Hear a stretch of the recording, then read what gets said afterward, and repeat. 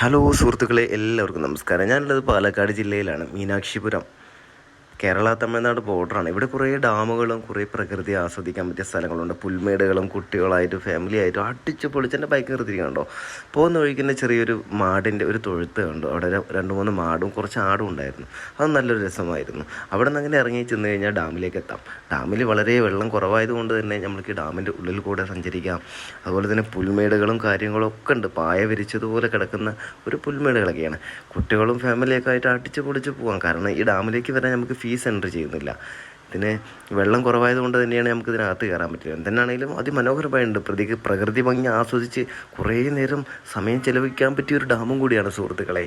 എല്ലാവരും ഫ്രീ കിട്ടുന്ന ടൈമിൽ ഇങ്ങോട്ട് വന്നോളി, അടിച്ച് പൊളിച്ച് പോവുക. കാരണം എന്താണെന്ന് വെച്ച് കഴിഞ്ഞാൽ നമ്മൾക്ക് ഒരിക്കലും ഇവിടെ ചിലവധികം വരുന്നില്ലല്ലോ. കുറച്ച് ഫുഡ് പാർസൽ ചെയ്തിട്ട് വന്നു കഴിഞ്ഞാൽ അതും നമുക്ക് അതായി.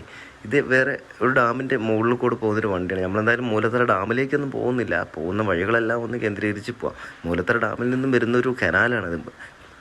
പിന്നെ അതുപോലെ തന്നെ ഈ ഡാം മൂലത്തറ നിന്ന് വരുന്ന ഒരു പുഴയാണ്. ഇതിൽ നിന്നാണ് ഈ ഭാഗത്തേക്കുള്ള എല്ലാ സ്ഥലങ്ങളിലേക്കും കൃഷി ആവശ്യങ്ങൾക്ക് എടുക്കുന്ന വെള്ളവും എല്ലാം ഇത് തന്നെയാണ്. പിന്നെ അതുപോലെ തന്നെ ഇവിടെ കുടിക്കാനുള്ള വെള്ളം ശുദ്ധീകരിക്കുന്നതും ഇതിൽ തന്നെയാണ്. ഇതിൻ്റെ വേറെ ഒരുപാട് പമ്പും കാര്യങ്ങളും ഹൗസൊക്കെ ഉണ്ട് ഇവിടെ. പിന്നെ അതുപോലെ തന്നെ ഇവിടെ ഇതിന് ഒരുപാട് സെക്ടറുള്ളൊരു അണക്കെട്ടും കൂടിയാണ്. ഇതിൽ ഒരു സെക്ടർ മാത്രമേ തുറന്നിട്ടുള്ളൂ.